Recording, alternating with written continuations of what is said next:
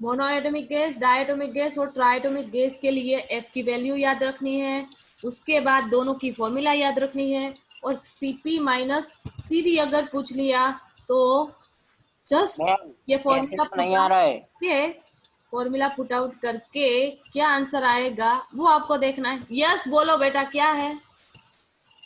Ma'am नहीं आ रहा है, ऐसे तो आंसर नहीं आ रहा है। आंसर दिया है? मैम पहले आप N2 के लिए वो हाँ मुझे आंसर पता है। आंसर तुम्हें पता है तो क्वेश्चन भी N2 के क्वेश्चन लिए देखना पहले। होगा ना। क्वेश्चन नहीं है तेरे पास? क्वेश्चन मैम नहीं? क्वेश्चन मैंने पहले देखा था और आंसर मुझे अभी पता है। तो क्या दो तीन दिन पहले मैंने वो देखा आंसर था क्या आया है बेटा? क्वेश्चन। आंसर क्या आया है? आर, हाँ R/28। R by 28। 28। और ये किसके, ये सीपी हाँ। माइनस सीवी की वैल्यू दी है? सीपी अरे माइनस नहीं सीवी मैम, की CP वैल्यू है, माइनस CV। ये वैल्यू है पक्का? पक्का? अरे हाँ ओके, आर बाई, मैम हाँ। ठीक है, ओके, ये एक तरीका है कि अगर आपको इस टाइप का क्वेश्चन दिया कि भाई डिग्री ऑफ फ्रीडम के रिलेटेड कोई क्वेश्चन है, इस टाइप का क्वेश्चन दिया तो आप में आपको ये आंसर क्या मिलेगा, ये अभी देख लो, उसके बाद आप ये वाला क्वेश्चन है वो हम देखेंगे। ठीक है, पर पहले ये देखो कि यहाँ पर क्या है, 5/2r माइनस 3/2r, तो क्या होगा, ओनली r बचेगा। 5/2r माइनस 3/2r, इसका मतलब है कि यहाँ पर 3 माइनस क्या कर, 5 - 3 करोगे क्या मिलेगा, 2r मिलेगा, 2 मिलेगा ना, 2/2 मीन्स आपको 1r मिलेगा, मीन्स ओनली r मिलेगा। पर ये ओनली r मिलता है, इसका मतलब है आंसर आपका r/28 आना चाहिए। आपको क्वेश्चन आंसर में देवेन जो बोल रहा है कि उसको ऑप्शन में r/28 दिया है, ठीक है, तो उस टाइप का क्वेश्चन भी हमें फाइंड आउट करना होगा। ठीक है, ये एक फॉर्मूला है, ठीक है, इतना याद रख लो। ये फॉर्मूला डायरेक्ट भी आपको पूछ सकते हैं कि भाई मोनो एटॉमिक गैस के लिए ये वैल्यू क्या होगी। मोनो एटॉमिक गैस है के मोनो एटॉमिक गैस है तो डायरेक्ट आप ये लिख सकते हो, डायटोमिक गैस है तो 1 + 5/2 5 इंटू r/2 करके ये वैल्यू फाइंड आउट कर सकते हो। पर ये एक अलग तरीका का क्वेश्चन मुझे लग रहा है जो देवेन बोल रहे हैं कि r/28 वैल्यू आ रही है, तो वो कोई और फॉर्मूला उसकी यूज होती होगी उसमें। ठीक है, फॉर्मूला डिफरेंट यूज वो होती नहीं होगी। करा रहे हो, वो नहीं करा रहे हो। वो क्वेश्चन अगर ये, आई थिंक मुझे लग रहा है कि डाई एटॉमिक नाइट्रोजन के बारे में पूछ रहे हो तो एटॉमिक मास भी उसमें इंक्लूड होता होगा, तो एटॉमिक मास के रिलेटेड फॉर्मूला नहीं है तो वो भी देख लेंगे। ठीक है, अगर मैं इसमें देखती हूँ मैंने जितना फाइंड आउट करा है और इसमें है तो देख लेते हैं वो फॉर्मूला। पर आई थिंक वो वाली फॉर्मूला मुझे नहीं मिली है जो तुम, इसलिए तो मैंने पूछा कि भाई तू मुझे जो आंसर दे रहा है या तो जो भी क्वेश्चन पूछ रहा है वो डायरेक्ट तू भेजेगा तो डायरेक्ट मुझे पता चलेगा मैम कि क्वेश्चन मैं दूं, क्या मैम बेटा। मैं क्वेश्चन आपको दूं कि आपको बोलूं, तो वो एक ही चीज हुई ना। यस, एक ही चीज हुई, एक ही चीज, पर तुम्हें आंसर पता था ना, आंसर के अकॉर्डिंग भी चलना होता है ना बेटा, एक ही चीज हुई इसमें। मैम आंसर आपको को मैम फाइंड करना है, मुझे क्या। यस, आंसर आंसर मैम मुझे आपको फाइंड करना है, फाइंड सब आउट कुछ करना हम है। यस, मैंने आपको आंसर दिया ना, ये वाली फॉर्मूला यूज करोगे सीपी माइनस सीबी वाली फॉर्मूला, ठीक है, तो आपको मैम आर नहीं आ रहा है वाला उससे, आंसर वो मिलेगा। फॉर्मूला मुझे भी पता है। ठीक है, आर वाला आंसर आपको मिलेगा ये वाली फॉर्मूला यूज करोगे तो। पर कोई दूसरी फॉर्मूला अगर दी आंसर के रिलेटेड आपको क्वेश्चन फाइंड आउट करना है तो मे भी कोई दूसरी फॉर्मूला होगी इसके लिए। ये टेबल मैंने देखा है, ठीक है, मोनो एटॉमिक गैस के लिए ये वैल्यू दी है और सीपी माइनस सीवी की वैल्यू भी फाइंड आउट करी है। और गामा रेशियो लास्ट में एक क्लियर कट आपको नहीं दिखाई देगा, नीचे वाला टेबल है, अगर दिखाई देता है तो थोड़ा थोड़ा आप देख सकते हो कि हीलियम है, मोनो एटॉमिक गैस है, सीवी वैल्यू उसकी दे दी है और सीपी वैल्यू भी दे दी है, तो सीपी माइनस सीवी की वैल्यू डायरेक्ट यहाँ पर फाइंड आउट करके रखी है और गामा रेशियो है और वो है सीपी बाई सीवी। ठीक है, ये टेबल मिला था तो आपको बता देती हूँ कि ये किसी को स्क्रीनशॉट लेना है तो आप ले सकते हो, पर ये तो कोई वैल्यू मिली होगी सीपी और सीवी की, बाद में ये वैल्यू फाइंड आउट करी है सीपी माइनस सीवी की, तो इतना जरूरी भी नहीं direct CP minus. Ma'am blur दिख रहा है। यस यस ब्लर दिखेगा क्योंकि फोटो भी ब्लर आया है। मैं भी यहाँ पर क्लियर कट लैपटॉप में देख रही हूँ तो इतना क्लियर कट नहीं दिखाई दे रहा है, पर जस्ट मैं आपको बोल दूं कि एक कॉलम में सीपी की वैल्यू दी है, दूसरी कॉलम में सीवी की वैल्यू दी है, ठीक है। और ये वैल्यू दी है, अगर डायरेक्ट आपको जेडब्ल्यू नीट में वैल्यू दे दे तो आपको पता है कि सीपी माइनस सीवी करना है, तो आपको डायरेक्ट पता है। या तो आपको पूछ लिया रेशियो फाइंड आउट करो, गामा वाला रेशियो फाइंड आउट करो, तो गामा इज इक्वल टू क्या होगा, सीपी बाई सीवी, ठीक है। गामा है वो एक रेशियो हम फाइंड आउट करते हैं सीपी बाई सीवी का, तो उसको हम गामा बोलते हैं, ठीक है। अगर गामा फाइंड आउट करने को बोले तो सीपी बाई सीवी करना है, ठीक है।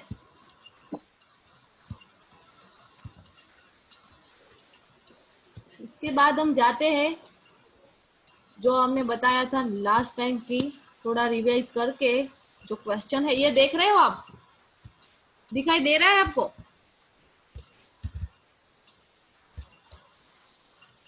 दिखाई दे रहा है पीडीएफ थर्मोडायनेमिक्स? मैम दिखाई दे रहा है। ओके, तो थोड़ा जो आगे नहीं देखा है वो देख लेते हैं एक बार, ठीक है। उसके बाद थोड़ा क्वेश्चन सोल्व आउट करते हैं।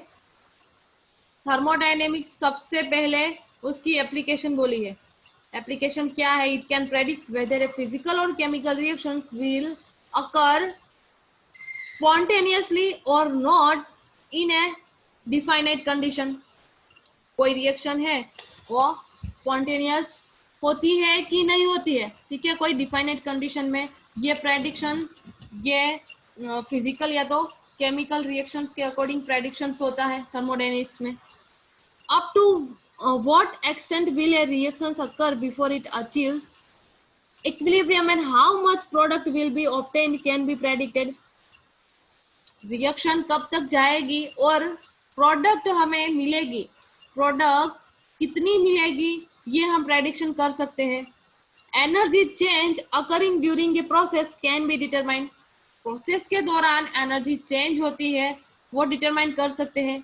Law of active masses, phase rule etc. can be derived. Active masses वाला लॉ है वो भी डिराइव कर सकते हैं, और फेज रूल है वो भी इससे हम समझ सकते हैं। फेज रूल आपको इसमें नहीं दिया है, फेज रूल बड़ा टॉपिक है। लिमिटेशंस में कहा है कि thermodynamic can study macroscopic properties of A system while it can not describe the property of free atoms और मॉलिक्यूल्स। थर्मोडायनेमिक्स है उसमें मैक्रोस्कोपिक प्रॉपर्टी है सिस्टम की, वो स्टडी कर सकते हैं, पर फ्री एटम्स या तो मॉलिक्यूल की स्टडी नहीं होती। Can not give any information of rate of A reaction. Rate of reaction के बारे में नहीं पता चलता कि कोई रिएक्शन लगाई है और 5 मिनट के बाद वो कितनी गई है, मीन्स कितनी प्रोडक्ट बनी है, अमाउंट ऑफ प्रोडक्ट कितनी बनी है, या तो उसका रेट कितना है वो नहीं पता चलता। Does not give any information on mechanism of reactions. It is simply related to the initial and final state of the reaction।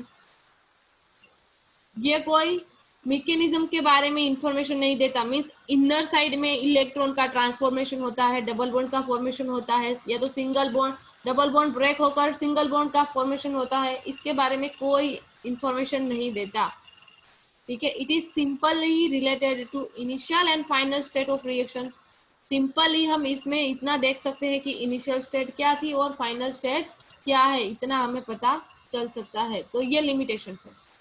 System हमने देखी कौन कौन सी सिस्टम है, open system, close system and isolated system. Open system में क्या होगा, exchange of energy and matter between system and surrounding on its own. Open system में एक एग्जांपल दिया था कि बीकर में वाटर ले लो और वो वाटर को 4-5 दिन रख दो अपने कमरे में, तो थोड़े दिन के बाद देखोगे तो वाटर का वॉल्यूम कम हो गया होगा। इसका मतलब है मैटर भी ट्रांसफर हुई है, एनर्जी तो ट्रांसफर होगी पर मैटर भी ट्रांसफर होगी।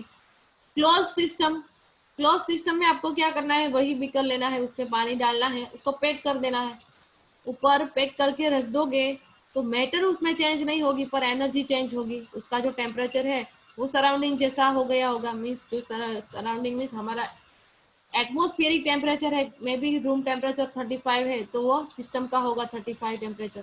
ठीक है, इसका मतलब है एनर्जी हो वो एक्सचेंज होती है पर मैटर है वो एक्सचेंज नहीं होगी।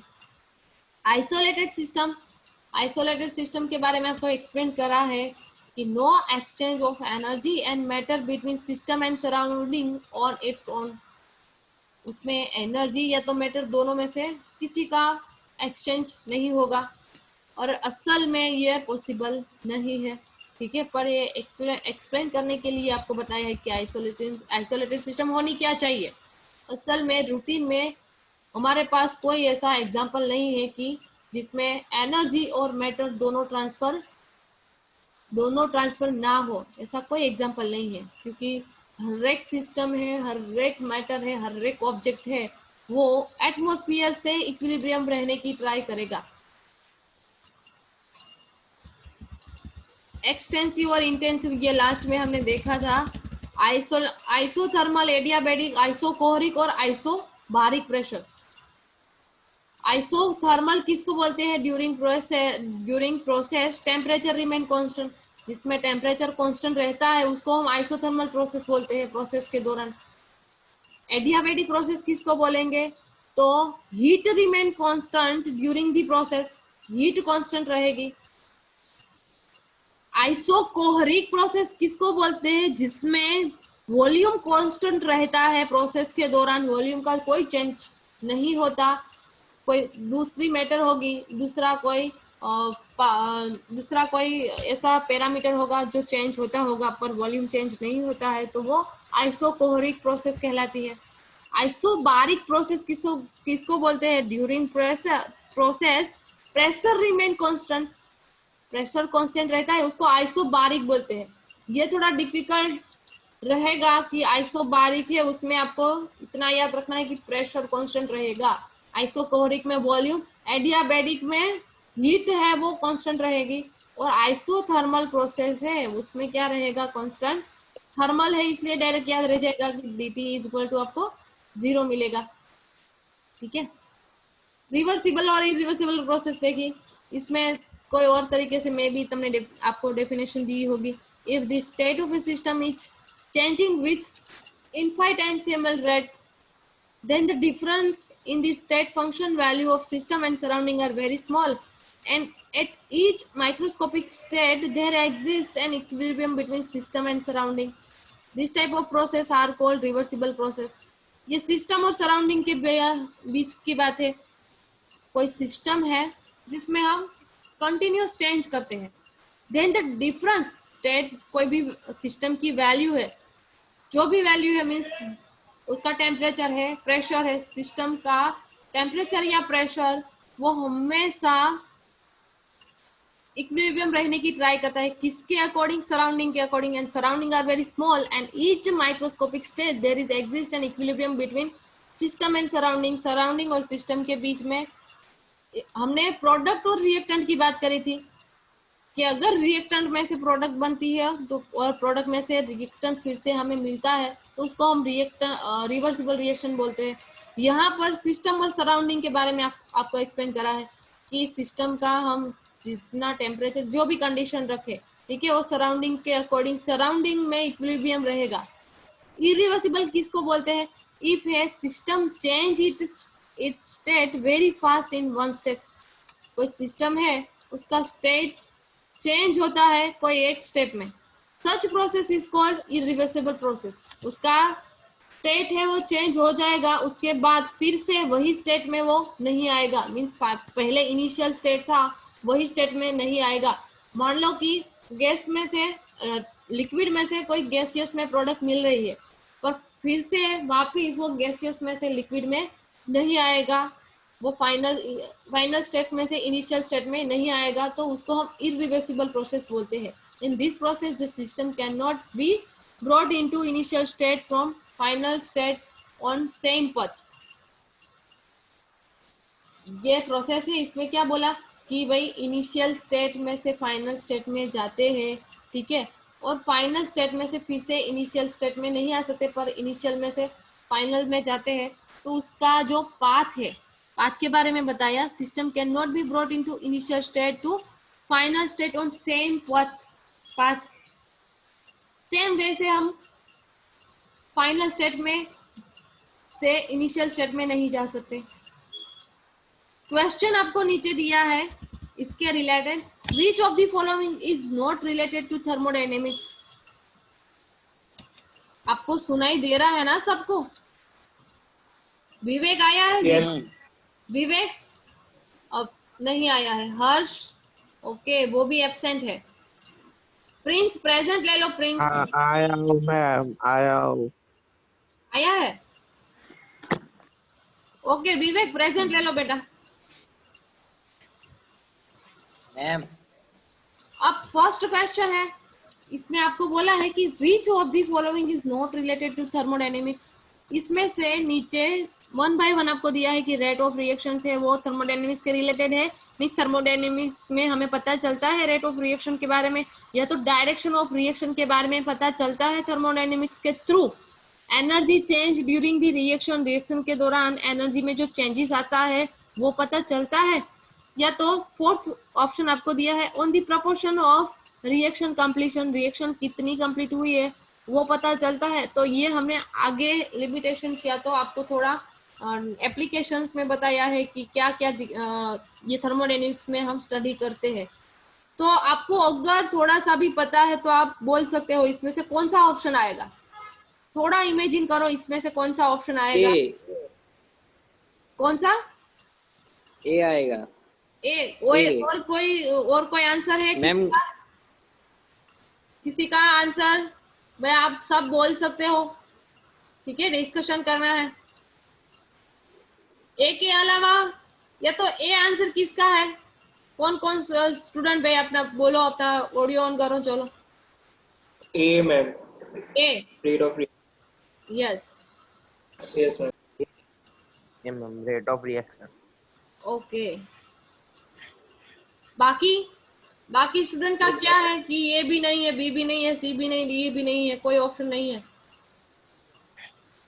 ए ऑप्शन आएगा। क्यों आएगा? क्योंकि अभी डिस्कस करा हमने कि थर्मोडायनेमिक्स में रेट ऑफ रिएक्शन के बारे में नहीं पता चलता कि 5 मिनट के बाद रिएक्शंस कितनी कंप्लीट हुई है, ठीक है, उसका रेट क्या है वो नहीं पता चलता। सेकेंड आपको बताया है कि what is the type of system if it does 20 joule work, 20 joule work then 30 joule heat is added to the system. Work होता है 20 जूल्स और सिस्टम में हीट, सिस्टम को हीट मिलती है 30 जूल। तो ये सिस्टम कौन सी होगी? अब ओपन सिस्टम क्या है, क्लोज सिस्टम क्या है, आइसोलेटेड क्या है, और फ्री सिस्टम। फ्री तो नहीं देखा है, ठीक है, ये 3 सिस्टम है, फ्री तो सिस्टम ही नहीं है। तो इसमें से आपको वर्क भी बताया है और सिस्टम है वो गेन करती है, हीट है वो एब्जॉर्ब करती है कितनी, 30 जूल हीट। तो ये कौन सी सिस्टम होगी? आंसर इसमें क्या होगा, कोई बता सकता है? आंसर क्या रहेगा इसका?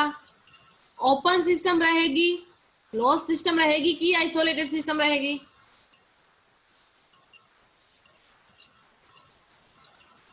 देखो वर्क हो रहा है, सिस्टम है, if it does 20 joule work, अगर वो वर्क करती है, ठीक है, उस पर हम वर्क करते हैं तो वो सिस्टम है, उसमें 30 जूल हीट एब्जॉर्प्शन सिस्टम में होता है।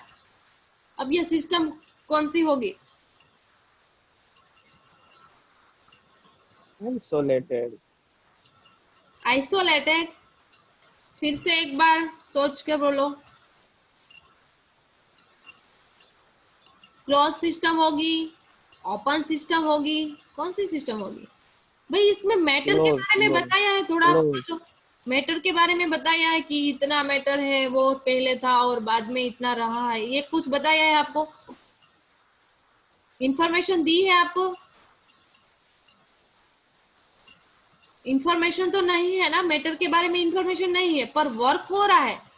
वर्क हो रहा है मीन्स एनर्जी है, एनर्जी हम ट्रांसफर करते हैं, पर मैटर के बारे में नहीं बताया। समझ रहे हो आप? Yes ma'am. यस ना? ओके, मैटर के बारे में इसने कुछ नहीं बताया, ओनली बताया है तो किसके बारे में? हीट के बारे में। इसका मतलब है एनर्जी के बारे में बताया। तो मैम, हमें ओपन वो देखना आएगा। है कि जिसमें मैटर का कोई रोल नहीं है, मीन्स ये क्लोज सिस्टम है, उसमें मैटर है, वो चेंज नहीं होती। देखो साफ साफ लिखा है, क्लोज सिस्टम है, exchange of energy between system and surrounding on its own. Energy exchange होगी पर मैटर एक्सचेंज नहीं होगी। ठीक है, मैटर नहीं होगी। ओपन सिस्टम में क्या बोला है? मैटर और एनर्जी दोनों का एक्सचेंज होगा, तो ये ओपन सिस्टम है। क्लोज सिस्टम में क्या होगा?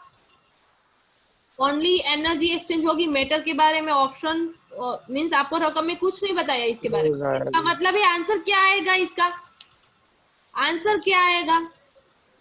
फ्री। ए बी सी के डी, कौन सा आंसर आएगा? बी। बी आंसर आएगा। और कोई? Ma'am A. ए आंसर आएगा। कौन? नील बोल रहा है। हाँ। ओके, नील का आंसर ये है। और बी किसका आंसर है भाई? बी किसका आंसर है? हर्ष। हर्ष का आंसर। ओके, हर्ष आया है। हर्ष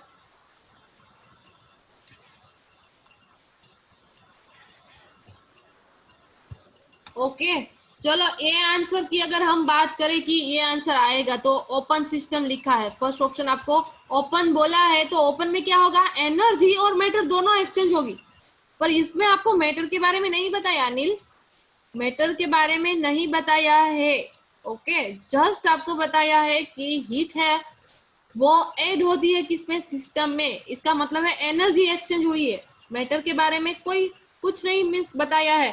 ठीक है, इसका मतलब है आंसर आपका क्या आएगा? बी आएगा। आप नीचे देख सकते हो कि आंसर उसका बी है, क्लोज सिस्टम है। नील समझ में आया आपको? नील हाँ मैम। हाँ हाँ ओके। आ गए। अब थर्ड आपको बोला है, if boiling point of 1 litre water is 373 kelvin. 1 litre water लिया और उसका बॉइलिंग पॉइंट आपको बोला है कि वो 373 केल्विन है। ठीक है, तो 500 ml वाटर लेते हो तो उसका बॉइलिंग पॉइंट क्या रहेगा? मैम अब ये कांस्टेंट रहेगा। क्या होगा भाई? इंक्रीज होगा, डिक्रीज होगा, कांस्टेंट रहेगा? जो है वही रहेगा, क्या होगा? जो है वही रहेगा। और ये किसका आंसर है? जो है वही रहेगा, नील का। नील। ओके, और कोई बोल सकता है भाई इसका आंसर? अगर इमेजिन कर रहे हो पता चलता है। आंसर क्या रहेगा? दीप, आविश, रूपल, विकास, विवेक, प्रिंस, नील। नील ने तो बोला, चलो क्रिंस, हिताक्षु, गौतम। क्या?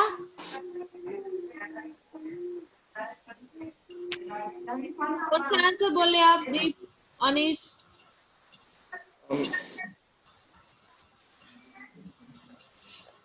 ओके, वो भी आप कोई भी वाटर ले लो, जितना भी ml ले लो, ठीक है, आपको आंसर यहाँ पर आई थिंक आंसर डिफरेंट दिया है। थर्ड ऑप्शन में आंसर आपको बी दिया है, increase and become double.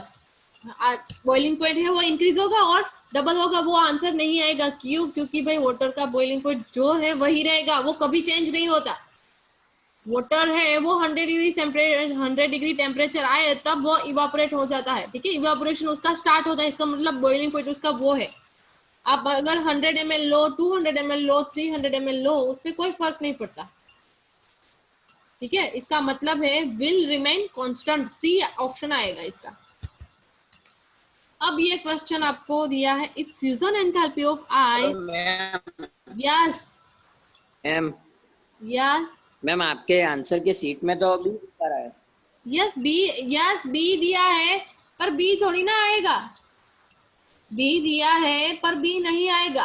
Will remain constant, constant रहता है। बॉइलिंग पॉइंट आप कोई भी वाटर का सैंपल ले लो, बॉइलिंग पॉइंट तो जो है वही रहेगा, ठीक है। बॉइलिंग पॉइंट है उसमें कोई चेंज नहीं आएगा। अब फोर्थ आंसर आपको, फोर्थ क्वेश्चन बोला है कि if fusion enthalpy of ice at 0 degree centigrade is 6 kilo joule per mole, then what is the fusion enthalpy of 36 gram ice. ये किसी ने ट्राई करी है, ये वाला क्वेश्चन है, किसी ने ट्राई करी है इसके, इसमें ये ऑप्शन दिया है, ये ट्राई करी है किसी ने, नहीं करी है। मैंने बोला था कि भाई ये थोड़ा देख कर आना।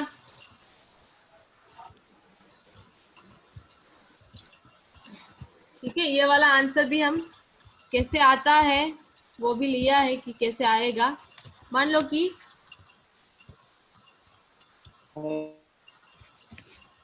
थोड़ा ऊपर ले लेते हैं। ठीक है, क्वेश्चन क्या था कि 0 डिग्री